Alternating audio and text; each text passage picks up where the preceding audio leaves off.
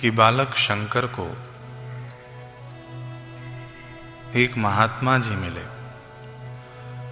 बालक शंकर उनसे खूब आग्रह करने लगे कि आप मुझे स्वीकार कीजिए शिष्य रूप में। खूब आग्रह करने के बाद महात्मा जी गरजते हुए बोले, मेरा पीछा करने से तुमको कोई लाभ नहीं होगा, और तुमने तो स्वयं कहा है कि वह अमर तत्व परमात्म तत्व अपने ही भीतर मौजूद है। तब बाह्य भाव धारण करके मेरे पीछे घूमने से तुमको क्या मिल जाएगा? तुम तो पहले से ही सब जानते हो। महात्मा की बात सुनकर बालक शंकर व्याकुल से होकर भूमि पर गिर पड़े, बड़े ही मायूस होकर बैठ गए। तब महात्मा जी ने बालक की नम्रता देखकर कहा, वत्स, सन्यास धारण करने का अभी तुम्हारा वयस नहीं है, अभी तुम्हारी उम्र नहीं है। इसके अतिरिक्त तुम्हारे पिता भी तो नहीं है, ना ही कोई तुम्हारा भाई है या अन्य कोई कुटुंबी है। तुम अपनी स्नेहमयी जननी के एकमात्र पुत्र हो। जननी की आज्ञा और इच्छा के बिना तुम कोई सिद्धि लाभ नहीं कर सकते। ये तो है ही, परंतु इसके अलावा भी वत्स, सन्यास धर्म बड़ा कठिन धर्म है। लोग क्षणिक वैराग्य में सन्यास तो ले लेते हैं, परंतु उसका पालन नहीं कर पाते और उस धर्म से च्युत हो जाते हैं। सब कोई इस मार्ग पर दृढ़ता से नहीं चल पाते हैं, और बालक मूल में मात्र कोप या माता का अनभिप्राय होने से सन्यास क्या सब तरह से धर्म कर्म तक भस्मीभूत हो जाते हैं।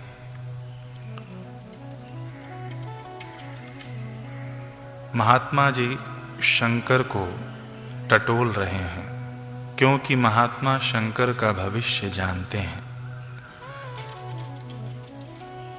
उन्होंने आगे कहा, याद रखना वत्स, बिना माता से आज्ञा लिए बिना तुम्हारा सन्यास धर्म सिद्ध नहीं होगा। और हां, सभी के लिए इस संदर्भ में ऐसा नहीं है, क्योंकि ईश्वर के मार्ग पर चलने के लिए किसी की अनुमति की आवश्यकता नहीं होती है। अपना प्रारब्ध हो और उससे भी बड़ा अपना पुरुषार्थ हो। परंतु तुम्हारे संदर्भ में ऐसा नहीं है।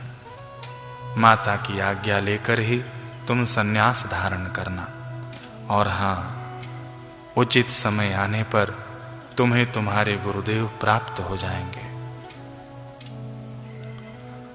इतना कहकर महात्मा जी वहां से उठकर चले गए। महात्मा की बात से शंकर बड़े मर्माहत हुए और भूमि पर एकाग्र मन से बैठकर बार बार हृदय में यही प्रश्न करने लगे कि मैं कौन हूं। विचारते विचारते शंकर ने वहीं मग्न होकर आत्मबोध नामक अमूल्य ग्रंथ की रचना कर डाली। आत्मबोध शंकराचार्य जी की कृतियों में से एक ज्ञानमय ग्रंथ समझा जाता है। बहुत रात्रि तक समाधिस्थ योगी की तरह शंकर वहीं बैठे रहे।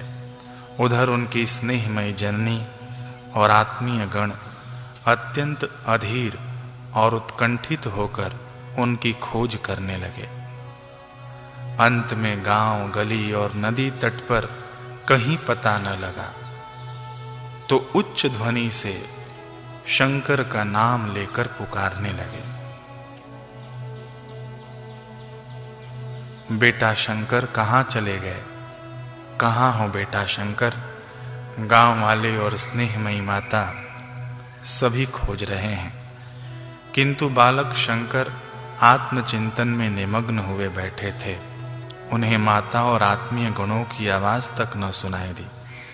रात्रि के दूसरे प्रहर के व्यतीत हो जाने पर, लगभग रात्रि के 12 बजे के बाद, खोज तलाश करते हुए आत्मीय गण वहां पहुंचे जहां शंकर समाधिस्थ हुए बैठे थे। उनके आगमन से शंकर की समाधि भंग हुई और वे उनको पकड़कर घर ले आए। शंकर का वैराग्य भाव दिन पर दिन अधिकाधिक जागृत होने लगा। थोड़े दिनों के बाद शंकर ने संसार के प्रायः सभी कार्यों का त्याग सा कर दिया और दिन रात इसी चिंतन में रहने लगे कि किसी प्रकार से मैं घर छोड़कर भाग जाऊं, सभी से संबंध विच्छेद कर लूं और स्वयं को जान पाऊं और महात्मा जी के कहे अनुसार मैं अपने गुरु को प्राप्त करूं। पुत्र शंकर के इस प्रकार के वैराग्य भाव को देखकर उनकी माता बड़ी चिंतित हुई। वे आत्मीय गणों से शंकर को संसार में आसक्त करने के लिए सभी से परामर्श करने लगी कि कैसे भी मेरे पुत्र को मेरे पास ही रहने का लगता है कि यह गृह त्याग करके चला जाएगा। आत्मीय बंधुओं में से किसी ने कहा कि शंकर को सदा घर के कामकाज में लगा कर रखना चाहिए और समय मिले तो ऐसे आमोद प्रमोद में लीन किया जाए जिससे उसे विचार करने का अवसर ही न प्राप्त हो। दूसरे ने कहा कि शंकर का विवाह यथाशीघ्र होना चाहिए जिससे कामिनी कंचन के व्यामोह में फंसकर शंकर क्षण भर के लिए भी विरक्त न हो सके। इसी प्रकार से किसी ने कुछ कहा तो किसी ने कुछ। कुटुंबियों से परामर्श पाकर शंकर की माता कामाक्षी देवी शंकर को नाना प्रकार के आमोद प्रमोद में भुलावा देकर रखने की चेष्टा करने लगी। बेटा ये खा ले, आज बेटा देख तेरे पसंद का मैंने ये बनाया है, ये खा ले। परंतु शंकर का मन किसी में न लगता। यह देखकर अब माता शंकर के विवाह की चिंता करने लगी, परंतु शंकर की वयस अभी केवल 8 वर्ष की है। कई प्रकार से बालक शंकर को समझाने में लगे हैं। आत्मीय गण इसी प्रकार की बातें कहते हैं और संसार से महाउदासीन और विरक्त शंकर उनकी बातों की उपेक्षा की दृष्टि से सुनते हैं, परंतु शंकर के हृदय पर किसी की किसी बात का प्रभाव न पड़ता। वे अचल अटल हिमालय की तरह धीर और दृढ़ भाव से ईश्वर प्राप्ति की ओर आगे बढ़ना चाहते हैं।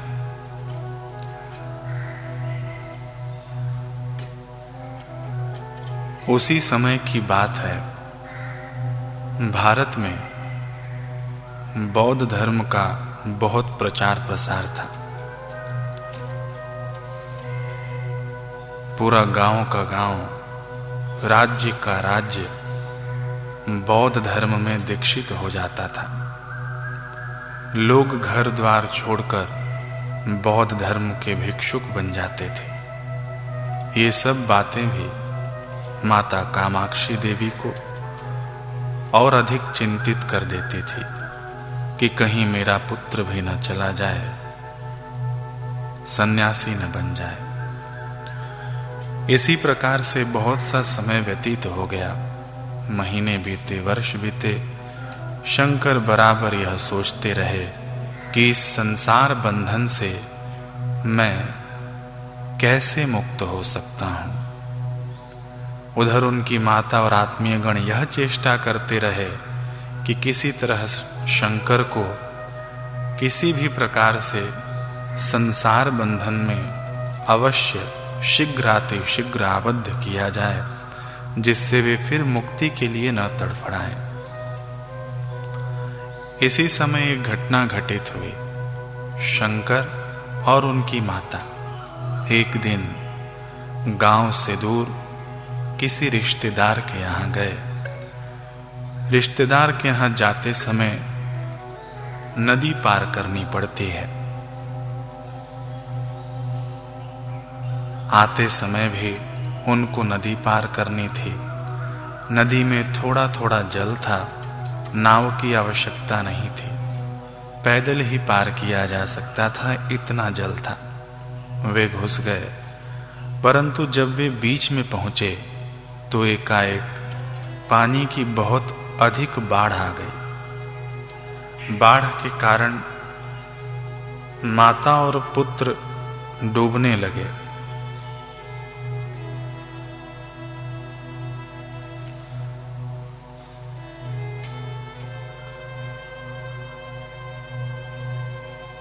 भगवान का नाम लेकर माता और पुत्र त्राही त्राही करने लगे। इसी समय बालक शंकर को एक युक्ति सूझी, या कह सकते हैं कि शंकर के मन में दैवी प्रेरणा हुई। शंकर ने संसार त्याग के लिए इसे सुअवसर समझकर माता से विनम्र शब्दों में कहा, माता, मुझे देवादेश हुआ है, अंतः प्रेरणा हुई है कि मैं यही संसार त्याग और सन्यास ग्रहण की प्रतिज्ञा करूं। क्योंकि माता, शास्त्रों में भी पढ़ा सुना गया है कि अंत समय में अगर कोई कह दे कि मैंने सन्यास धारण कर लिया है, तो उसे सन्यासी की उच्च गति प्राप्त होती है। माता, तुम मुझे सहर्ष आज्ञा दो। तो दैव प्रेरणा कहती है कि अगर तुम मुझे आज्ञा दोगी तो हम शायद डूबने से बच जाएं और यह नदी पार कर सकें, नहीं तो यहीं डूब मरना होगा। बोलो माता, शीघ्र बोलो, और समय नहीं है। तुम मुझे भवसागर से पार उतारने की आज्ञा देती हो या नहीं? तुम मुझे भवसागर से पार उतरने की आज्ञा दो तो वह देव शायद हमें इस जल से भी पार उतार दे, या तो फिर नदी में मेरे साथ जल समाधि लेने को तैयार हो जाओ। देखो देखो माता, पानी बढ़ा चला जा रहा है।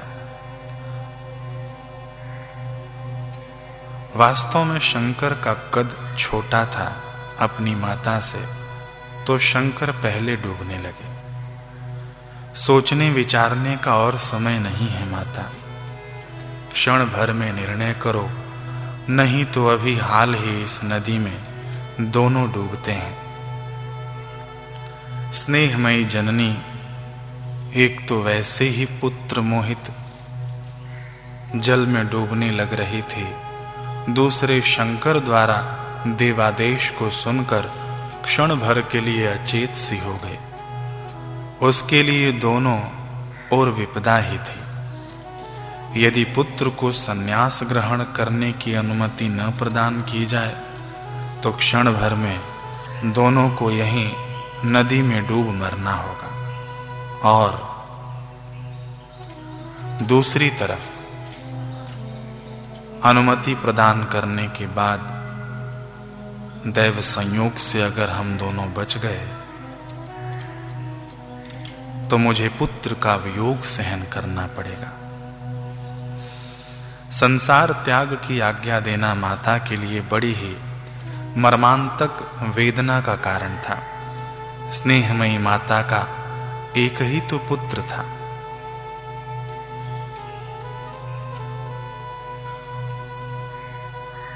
शंकर ही माता के अवलंबन थे। पुत्र का विवाह करके घर में पुत्र वधू आएगी, बाल बच्चे होंगे, शंकर संसार में रहकर माता को कितना सुख देगा।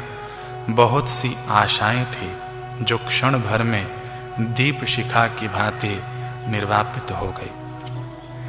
माता व्याकुल होकर सोचने लगी कि एकमात्र पुत्र आशाधन शंकर को सदा के लिए घर से विदा करके एकाकिनी मैं कैसे घर में रहूंगी।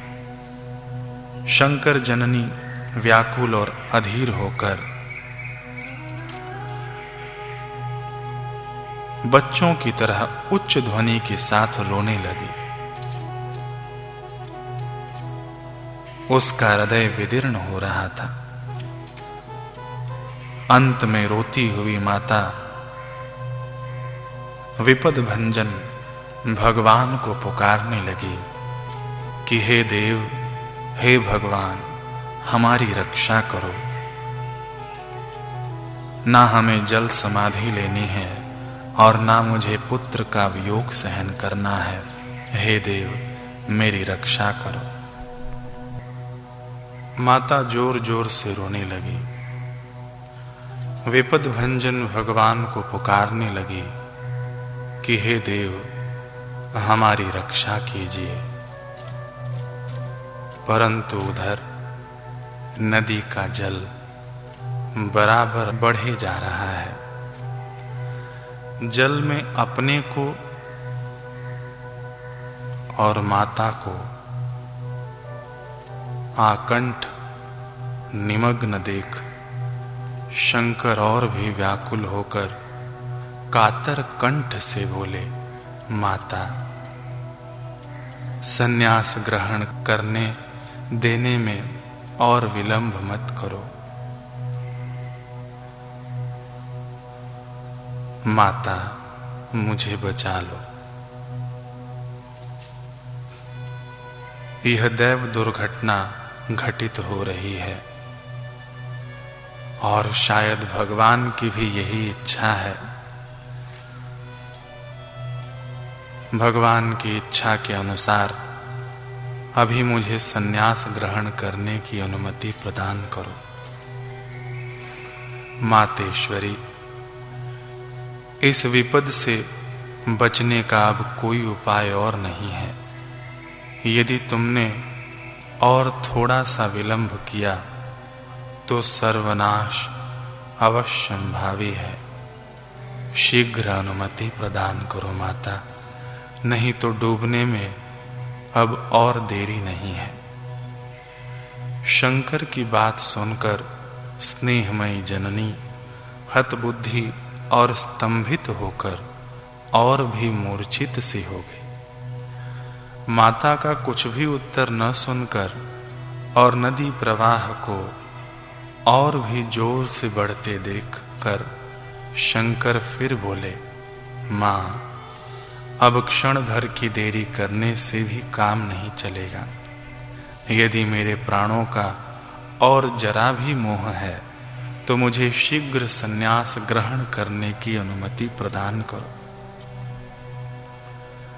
शंकर की इस अंतिम बात को सुनकर स्नेहमयी बुद्धिमती जननी विचारने लगी कि अब क्या कर्तव्य है।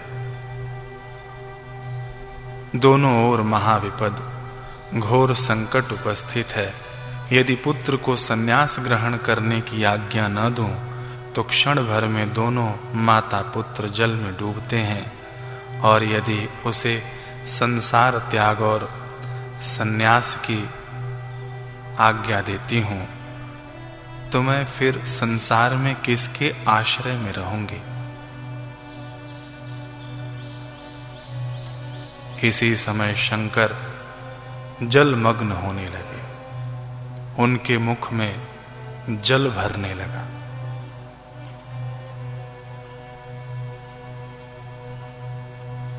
स्वयं को बचाते हुए शंकर अब माता को लिपटे और नितांत कातर भाव से बोले, मां, और विलंब करना व्यर्थ है।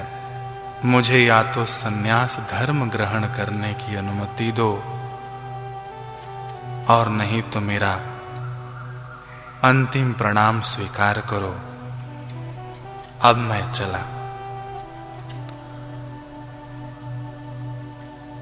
पुत्र की इस अंतिम चेतावनी से शर्विद्ध सी होकर माता ने कहा, अच्छा अच्छा पुत्र, भगवान की इच्छा पूर्ण हो। मृत्यु की अपेक्षा तो सन्यास लेना ही अच्छा है। वत्स, मैं तुमको आज्ञा देती हूं कि तुम सन्यास धर्म को ग्रहण करो। कौन सी माता अपने आंखों के समक्ष अपने पुत्र को मरता हुआ देख सकती है। माता के इस प्रकार अनुमति प्रदान करने पर क्षण भर में दैव प्रभाव से चढ़ा हुआ जल उतर गया। दोनों माता पुत्र नदी से निकलकर सकुशल घर पहुंचे। पिंजरबद्ध पक्षी जैसे पिंजरे से निकलकर विशाल गगन मंडल में उड़कर आनंद प्राप्त करता है, ठीक वैसे ही बालक शंकर का हृदय सांसारिक बंधनों से मुक्त होकर ज्ञान लोक रूपी गगन मंडल में विहार करने लगा। अब शंकर को विश्वास हो गया कि अब मैं अपने गुरुदेव को उपलब्ध होऊंगा, जो मुझे इस भव सागर से तारेंगे। और जो महात्मा जी मुझे मिले थे, उन्होंने भी तो कुछ ऐसा ही संकेत किया था कि पहले तुम माता से आज्ञा लेना और फिर तुमको तुम्हारे गुरु मिल जाएंगे। शंकर जानते हैं कि गुरु की उपलब्धि समस्त साधनों की पूर्णता है, समस्त तपस्याओं का फल है। घर पहुंचकर शंकर माता से विदा होने की तैयारी करने लगे। उन्होंने आत्मीय जनों को बुलाकर उनसे माता की देखभाल रखने की प्रार्थना की और कहा कि अब से वे ही मेरी स्नेहमयी जननी के पुत्र हैं। स्वजनों ने बहुत प्रकार से समझाया शंकर को कि ईश्वर प्राप्ति घर पर भी रहकर कर सकते हो सकती है। तुम्हारे माता पिता ने अपने जीवन को कैसे सार्थक किया गृहस्थ में ही रहकर, और आखिरकार तुम तो जानते ही हो कि तुम्हारे पिता के गुरुदेव ने उन्हें अंत में संसार में ही भेजा।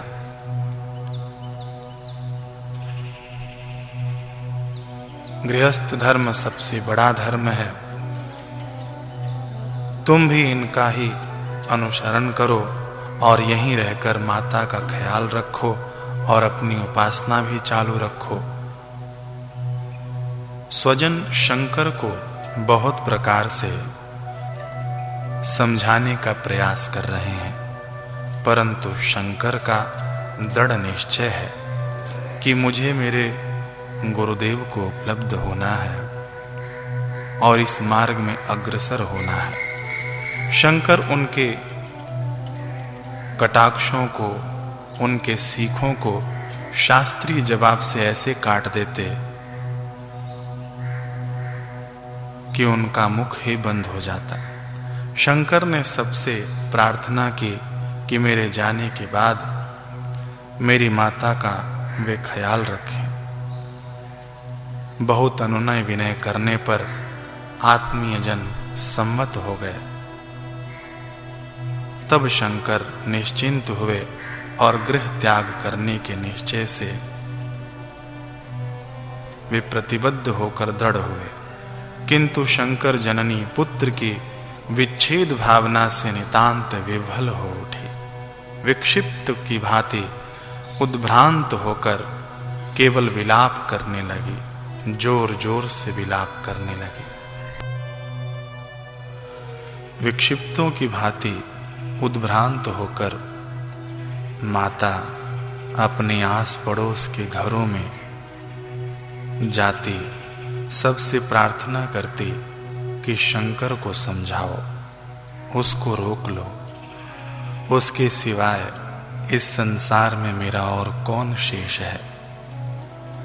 मेरे हृदय के टुकड़े को रोक लो। माता यही सब बातें सभी को कहती और जोर जोर से बिलख बिलख कर रोने लगती। माता का रुदन देखकर पाषाण हृदय भी पिघल जाए।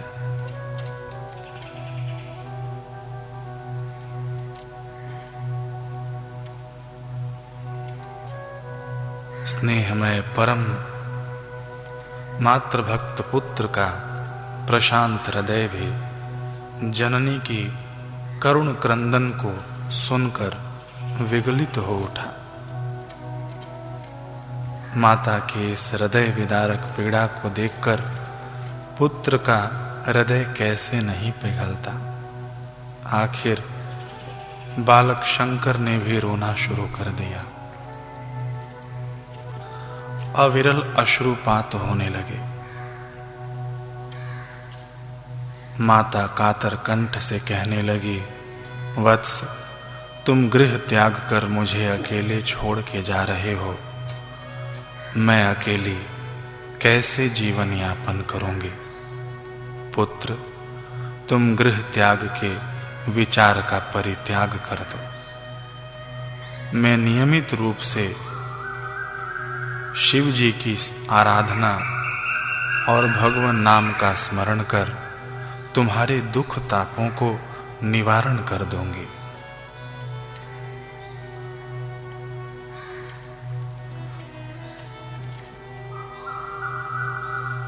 बेटा, तुझे पाने के लिए तुम्हारे पिताजी ने और मैंने कितनी कठोर तपस्या की है, कितने व्रत उपवास किए हैं, और बेटा तू ऐसे ही मुझे छोड़कर जा रहा है।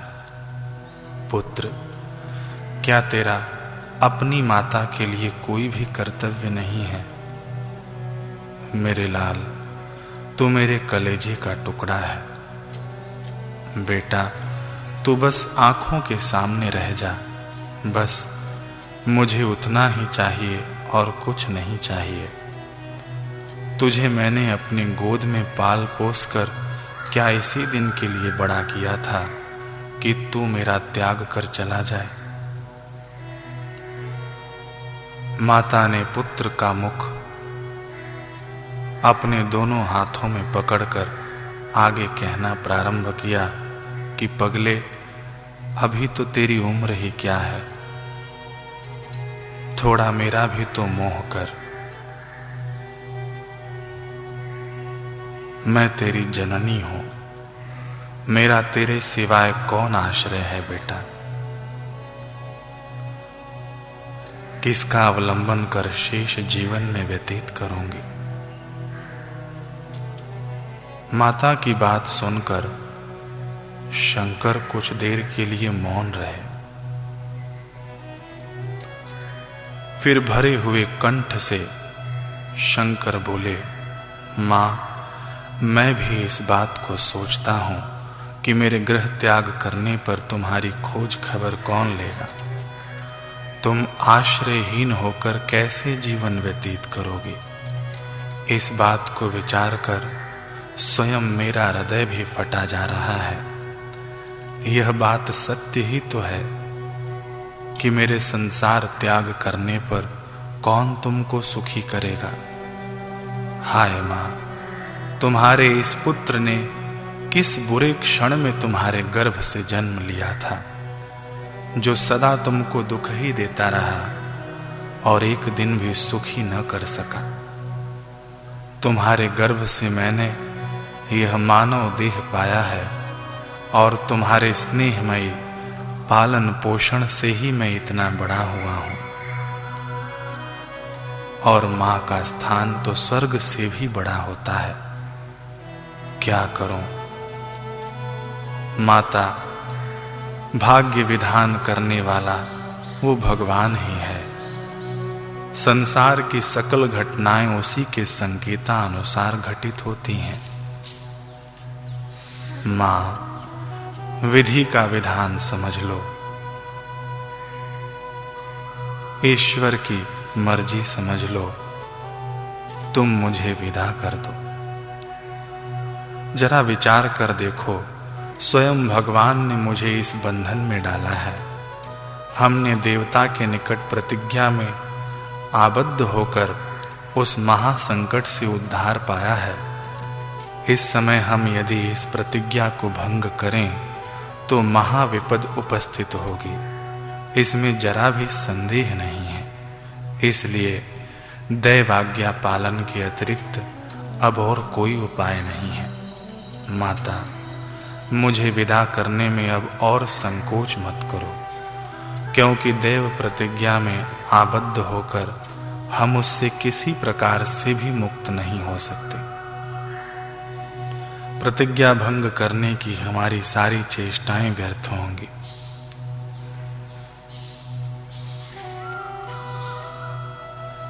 इस प्रकार से शंकर ने वियोगातुर माता को अनेक प्रकार से समझाया बुझाया।